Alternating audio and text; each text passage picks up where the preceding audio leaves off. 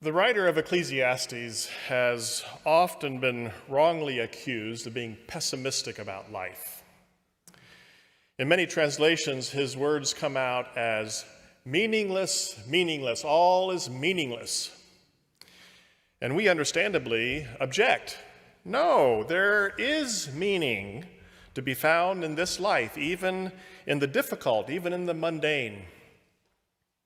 Now, don't misunderstand me, because there is a lot of horrible suffering, random suffering, and even preventable suffering in this world.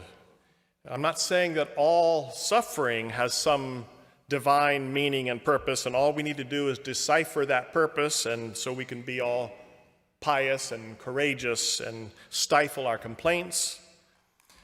No, I just mean that we believe God is in this world and in our lives and in our daily work. So we can't just make a blanket statement that life is meaningless. But that's not what Ecclesiastes is saying. The word translated meaningless has a better translation: fleeting, or like vapor. The writer is saying that the things of this life and this world are not solid and stable and eternal. We're put here to find pleasure in our toil, joy in our moments, and realize that life is a gift of God to enjoy now. And that the eternal also belongs to God, but remains in God's hands. So let us work today and find joy today and depend on God to be working on that larger picture.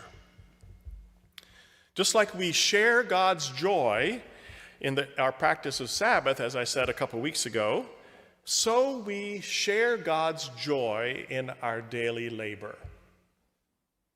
Remember the words that we heard Gordon read a few moments ago from Ecclesiastes 3.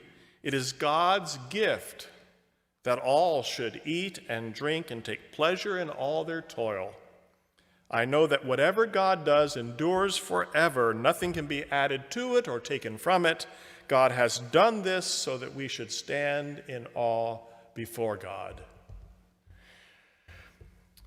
On this Sunday of Labor Day, I've asked 9 different people to help me out with this sermon.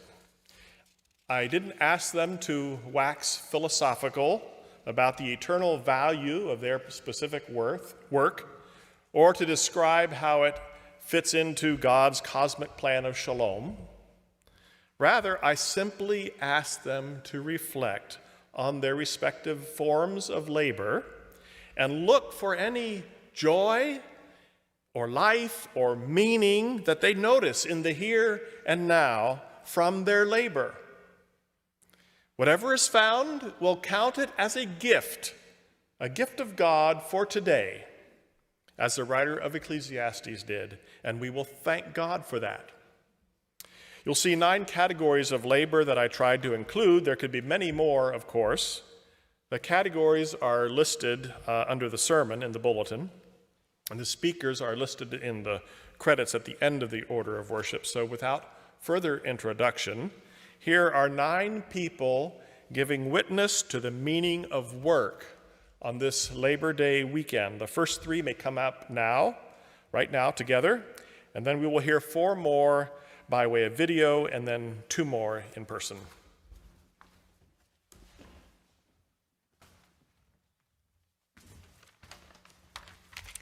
I work in the business office at EMU, and one of my responsibilities is to oversee accounts payable. A big part of that role is making sure that all outgoing payments follow the university's policies, are approved by the right people, things like that. That means I make a lot of phone calls and a lot of emails every day. The people I work with have been a light-giving light for me during this dark time. A mundane phone call about payments turns into a mutual check-in. The question, "How are you?" isn't just a formality anymore, and it's often answered with more honesty and vulnerability than I was used to before COVID.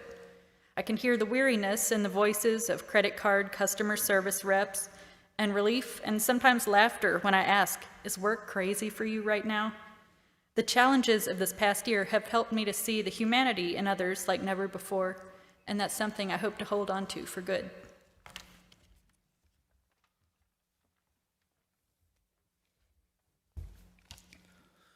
These are challenging times balancing the needs of employees, clients, business partners, friends, and family. We're experiencing multiple disruptions in systems that have always just worked. Feeling particularly challenged last week with negativity swirling around me, I posted a prayer to Facebook asking, "Where is the leader among us that can bring people together, lead with empathy, and make positive change in our community?" The following day, a local leader walked into my office with a request. A house had burnt down in our community and the homeowner needed help with design. The local leader said he had heard I was willing to step up. God sent him to me and me to him to spread love in our community. In these challenging times as a business owner, the thing that makes my work meaningful is the ability to lead with empathy, walk with others, and spread love. It has been so joyful to me to go back to school in person during the pandemic this past year. Some of the things that are meaningful about being a student at school are seeing my friends and teachers, whether in class, in the hallway, or at lunch. It's also meaningful to do fun activities in PE or experiments in science. I really like being in orchestra with other students and playing together. Being able to have lunch together outside and getting books from the school library has made me so happy. Relationships. The long and short of what sustains me in my teaching are the relationships. The relationships forged with students and their families add clarity and direction to what goes on in the classroom. These relationships are what take the standards that we teach off the page to give them context and purpose. The deep and sustained relationships with colleagues, meals and laughter shared, late afternoon conversations had, comfort provided, make long hours, ever-changing expectations, and the pressure to do more and more and more bearable. Beyond that, it is through these relationships that I have been challenged to continue to hone and refine my practice absolutely every day. Hello, I'm Jason Rhodes and I work for Partners Excavating Company. I find my daily work meaningful because I'm helping to build and improve the community in which I live. I'm currently working on a project installing a water line for the city of Harrisonburg to serve the new Shenandoah Valley Organic Processing Plant. This facility will provide jobs and food for our community and beyond. It feels good to be a small part of something long-lasting that will affect the lives of so many. At first thought, I wasn't sure what part of my daily work in parenting was life-giving to me. Sticky fingers, piles of clothes sitting unfolded, and my desire to be in 10 places at once just doesn't seem to be that meaningful. However, by listening to God's direction in Scripture, I've come to find meaning and purpose in the seemingly mundane parts of my life. I'm thankful for the chance to nurture a healthy and joy-filled life for our foster daughter every day, watching her discover tiny insects for the first time, or waving enthusiastically to a passing neighbor or dog. I'm thankful that I have the space to teach our children about the values our family holds in our time together, through meals, songs, laughter, prayer, and friendship. After the kids are in bed and the dishes are done, I'm also thankful for the quiet moments to rest.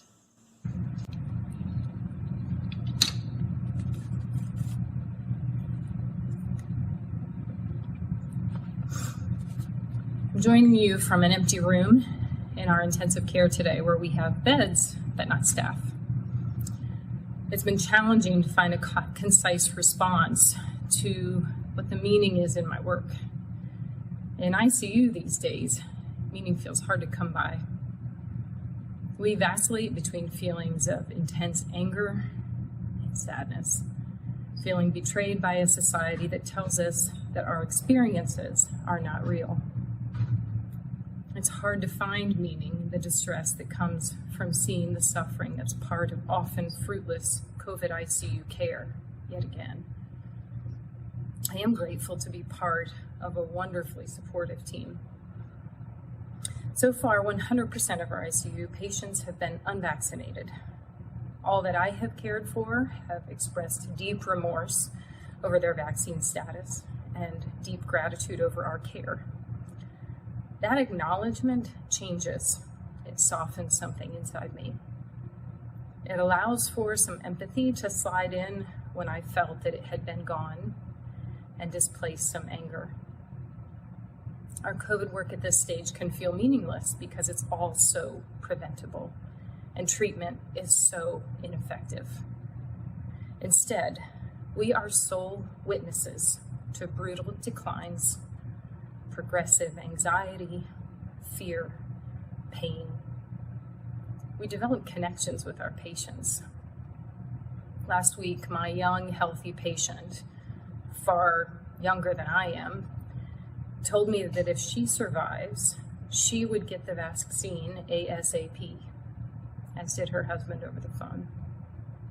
I cried right there in the room with her, both in gratitude and in lament for a choice that may be too late. And then we wait. I pushed her IV meds, rubbed her swollen limbs, and tried to talk her down from the edge of panic, feeling what it must feel like to drown, and just waited for the meds to kick in. Is that enough meaning? I hope it was to her in those moments. I have to trust it will be enough to sustain us.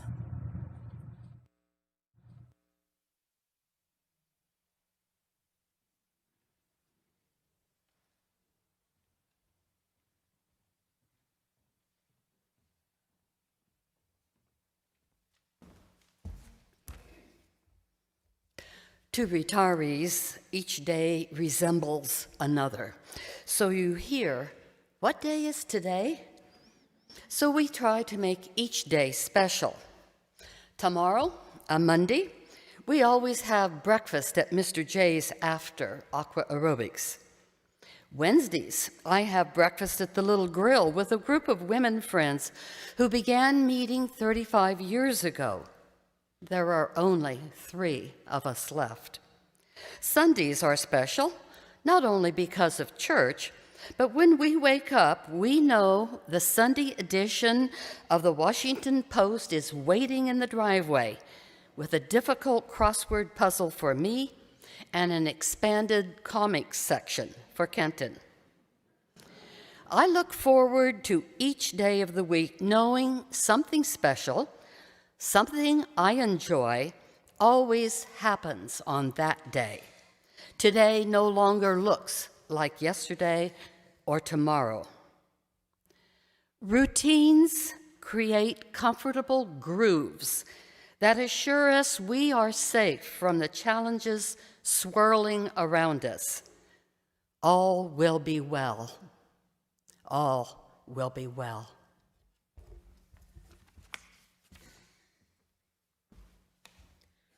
I am the Life Enrichment Specialist for Crestwood at VMRC. I get to spend my days doing fun activities and bringing joy to the residents who live there. We cook together, making both simple snacks and signature dishes from around the world. We do crafts, take country drives, and most recently, I added Front Porch Fridays to the activity calendar. Every Friday, I plan a special snack to end the week on a sweet note. A few weeks ago, I made root beer floats. One resident took a sip and made a very satisfied She said she hadn't had a root beer float in a very long time. She enjoyed that one so much, she actually had a second. I was so delighted that she and the others were enjoying that moment and their special treat. So in bringing joy to the residents, I am blessed and filled with joy myself. In the words of St. Francis, for it is in giving that we receive.